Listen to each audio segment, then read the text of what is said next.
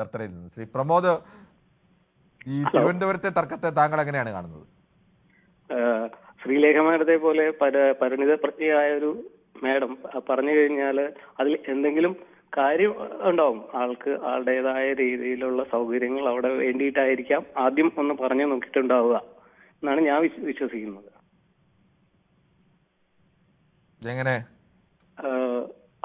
ആളുടെ ഫോഴ്സ് ഉപയോഗിക്കാതെ ഒരു വ്യക്തിബന്ധത്തിന്റെ പുറത്ത് സംസാരിച്ചതാവാനാണ് സാധ്യത.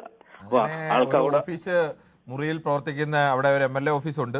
ആ MLA ഓഫീസിന് മാർച്ച് 31 തീയതി വരെയാണ് അതിൻ്റെ കാലാവധി എന്ന് പറയപ്പെടുന്നു. ഞാൻ എൻ്റെ രേഖ കണ്ടിട്ടില്ല.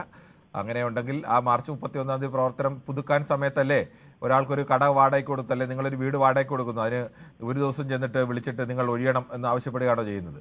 അല്ലല്ലോ, അങ്ങനെയല്ലല്ലോ. കൗൺസിലർ ഇപ്പൊ പുതിയതായിട്ട് അധികാരം ഏൽക്കുമ്പോൾ അത് കൗൺസിലർക്ക് അങ്ങനെ ഒരു അധികാരം പ്രത്യേകിച്ച് വല്ലതും ഉണ്ടോ പ്രമോദേ? അല്ല, അപ്പൊ അത് സംസാരിക്കണമല്ലോ. ഇങ്ങനെ ഒരു കാര്യമുണ്ട്. സംസാരിക്കുന്നത് താങ്കളുടെ ചേർത്തലയിലെ ഒരു ഏതെങ്കിലും കൗൺസിലർ, മുനിസിപ്പൽ കൗൺസിലറല്ലേ? അവിടെ മുനിസിപ്പാലിറ്റിയുടെ ബിൽഡിംഗ് ഉണ്ടെങ്കിൽ ആ കൗൺസിലറാണ് അവിടുത്തെ ആളെ ഇറക്കി വിടാൻ തീരുമാനിക്കുന്നത്, അല്ലല്ലോ? അത് കൗൺസിൽ തീരുമാനിക്കണം. അല്ല, അങ്ങനെയല്ല. എനിക്ക് സൗകര്യത്തോടുകൂടി ഒരു ഓഫീസ് എനിക്ക് അവിടെ ആവശ്യമുണ്ട്. അത് വേണമെങ്കിൽ മേയറോടല്ലേ ആവശ്യപ്പെടേണ്ടത്, VV രാജേഷിനോടല്ലേ ആവശ്യപ്പെടേണ്ടത്? അതിന് ആദ്യം ഇനിഷ്യലി അവിടെ ഉള്ള ആളോട് സംസാരിച്ചതിന് ശേഷമല്ലേ ലീഗലായിട്ട് മൂവ് ചെയ്യാൻ പറ്റുള്ളൂ. ഈ ഉള്ള ആളോട് സംസാരിക്കും. ഉള്ള ആൾക്ക് കൊടുത്തത് ആരാണ്? ഈ ഉള്ള ആളിന് അത് കരാറാക്കി കൊടുത്തത് നഗരസഭയല്ലേ? ആ നഗരസഭയുടെ ഇപ്പോഴത്തെ ചെയർപേഴ്സൺ മേയർ ആരാണ്? അത് VV രാജേഷ് അല്ലേ? VV രാജേഷിനോടല്ലേ സംസാരിക്കേണ്ടത്? എനിക്ക് അവിടെ സൗകര്യം പോരാ, എനിക്ക് കൂടുതൽ സൗകര്യം വേണം, അവിടെ നിന്ന് MLA ഓഫീസ് ഒഴിവാക്കി തരണം എന്ന് പറഞ്ഞത് VV രാജേഷിനോടല്ലേ? VV രാജേഷ് അല്ലേ അത് കൗൺസിൽ വെച്ച് പാസ്സാക്കിയെടുത്ത് അങ്ങനെ ചെയ്യേണ്ടത്? അതിന് പകരം VK പ്രശാന്തിനെ വിളിച്ചിട്ട് എൻ്റെ അവിടെ സൗകര്യം പോരാ, അതുകൊണ്ട് അത് ഒഴിഞ്ഞു തരണം എന്ന് പറയുന്നത് ശരിയാണോ? അവര് തമ്മിലുള്ള വ്യക്തിപരമായ ബന്ധത്തിലല്ലല്ലോ അവർ കൗൺസിലർ ആയതും MLA ആയതും. അതല്ല, അവർ ഭരണതലത്തിൽ ഇരുന്നിട്ടുള്ള ഒരു മേഡാണ്. അല്ല, ഭരണതലത്തിൽ ആ ഭരണതലത്തിൽ VK പ്രശാന്തിന് ശ്രീലേഖയോടുള്ള ബന്ധം തന്നെ DGP ആയിരുന്ന ആൾ എന്ന നിലയ്ക്ക് MLA ആയിരുന്ന ആൾ നിലക്കുള്ള ബന്ധമാണ്. അല്ലാതെ ഇവർ തമ്മിൽ ഒരുമിച്ച് അയൽക്കാരെന്ന രീതിയിലോ അല്ലെങ്കിൽ മറ്റു സൗഹൃദമൊന്നും അല്ലല്ലോ ഉള്ളത്. അങ്ങനെ അധികാരം സ്ഥിരതാമസമായിട്ടുള്ള ആൾക്കാരല്ലേ? തിരുവനന്തപുരത്ത് സ്ഥിരതാമസമായിട്ടുള്ള ആൾക്കാർ വ്യക്തിപരമായിട്ടുള്ള ബന്ധങ്ങൾ ഉണ്ടാവും. ആയിക്കോട്ടെ, പക്ഷേ വ്യക്തിപരമായ ബന്ധം അങ്ങനെ പറയാൻ കഴിയുമോ? മാഡം പറഞ്ഞതുപോലെ തന്നെ ഒരു അനിയനോട് ചോദിക്കുന്ന രീതിയിൽ ആദ്യം ഞാനൊരു ചെറിയ സംശയം ചോദിച്ചോട്ടെ ശ്രീ പ്രമോദ്.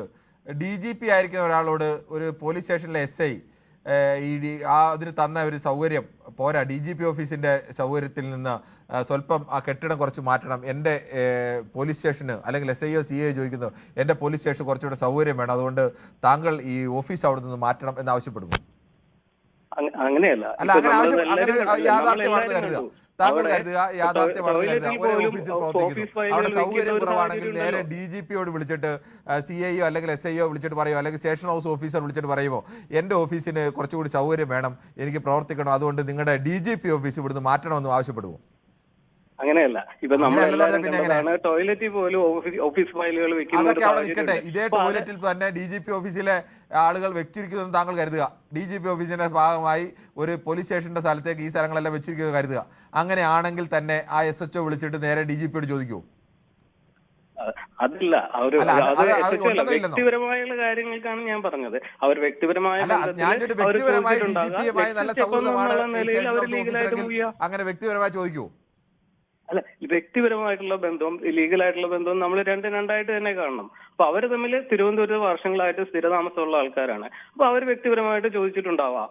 അതിന് ഒരു എന്താ പറയാ, ഒരു രാഷ്ട്രീയ വൈരാഗ്യത്തിന്റെ പേരിൽ പരസ്പരം തല്ലുകൂടണ്ടെന്നാണ് ഞാൻ ഉദ്ദേശിച്ചത്. ശ്രീ പ്രമോദ്, എൻ്റെ ചോദ്യം അത് തന്നെയാണ്. വ്യക്തിപരമായ സൗഹൃദമുണ്ടെങ്കിൽ ഒരു സ്റ്റേഷൻ ഹൗസ് ഓഫീസർ വിളിച്ച് DGPയോട് ചോദിക്കുമോ എൻ്റെ ഓഫീസിന് സൗകര്യം കുറവാണ്, താങ്കളുടെ ഓഫീസ് ഇവിടുന്ന് മാറ്റണമെന്ന് ആവശ്യപ്പെടുമോ? ഇല്ല, പുതിയതായിട്ട് വന്ന ഒരു കൗൺസിലറാണ്. അപ്പൊ കുറച്ച് സൗകര്യം, പൊതുജനങ്ങൾ വരുന്ന ഒരു സ്ഥലമാകുമ്പോൾ കുറച്ചും കൂടെ സൗകര്യങ്ങൾ അവിടെ വേണം. അവർക്ക് വണ്ടി വയ്ക്കാനുള്ള. പ്രമോദിന്റെ അഭിപ്രായം വളരെ വ്യക്തമാണ്. ഈ വിഷയത്തിൽ നമുക്ക് മറ്റ് പ്രശ്നങ്ങളിലേക്ക് കൂടി പോകേണ്ടത് ശ്രീ ഷാജിയാണ് കല്ലറയിൽ നിന്നും. ശ്രീ ഷാജി, താങ്കൾ എങ്ങനെയാണ് ഈ തിരുവനന്തപുരത്തെ ഇപ്പോഴത്തെ ഈ തർക്കത്തെ കാണുന്നത്?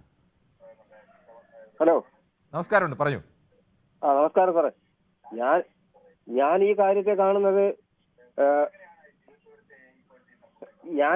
കാണുന്നത് നമ്മളെ പ്രശാന്ത് അവിടുത്തെ മേയറായിരുന്നു. താങ്കളെ TV ഒന്ന് മ്യൂട്ട് ചെയ്തിട്ട് സംസാരിക്കൂ. ശ്രീ രവീന്ദ്രൻ നായരാണ് തിരുവനന്തപുരത്ത് നിന്ന്. ശ്രീ രവീന്ദ്രൻ നായർ, ഈ തിരുവനന്തപുരത്തെ ഇപ്പോഴത്തെ ഓഫീസ് മുറിയെ ചൊല്ലിയുള്ള തർക്കം ഇതിനപ്പുറത്തേക്കുള്ള വട്ടിയൂർക്കാവ് നിയമസഭാ തെരഞ്ഞെടുപ്പ് ലക്ഷ്യമിട്ടുള്ള ഒരു നീക്കം കൂടിയായി കാണാൻ കഴിയുമോ? ശ്രീ രവീന്ദ്രൻ നായർ, താങ്കൾ കേൾക്കാമെന്ന് കരുതുന്നു. കേൾക്കാം. പറഞ്ഞോളൂ.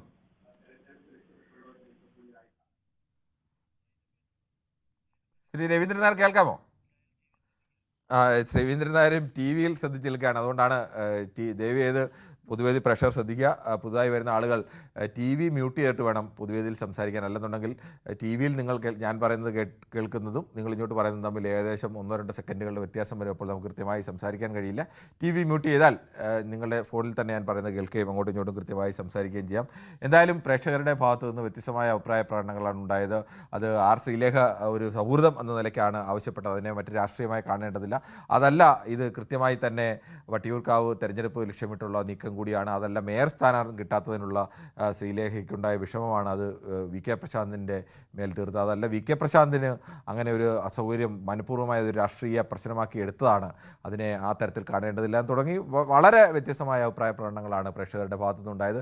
എന്തായാലും ഈ വിഷയത്തിൻ്റെ ഭാവി ഇനി നമുക്ക് വരും ദിവസങ്ങൾ അറിയാം. ഇതിന് പിന്നിൽ മറ്റ് നിയമസഭാ തെരഞ്ഞെടുപ്പ് അടക്കമുള്ള രാഷ്ട്രീയ ലക്ഷ്യങ്ങളുണ്ടോ എന്നതടക്കമുള്ള വിഷയങ്ങൾ കാണാം. അതിനിടയിൽ മറ്റൊരു സാധ്യത കൂടി നമ്മുടെ പ്രേക്ഷകൻ ശ്രീ ദാസനാണ് കണ്ണൂരിൽ നിന്ന് പറഞ്ഞിരുന്നത്. അതുകൂടി ഓർമ്മിപ്പിക്കുന്നു.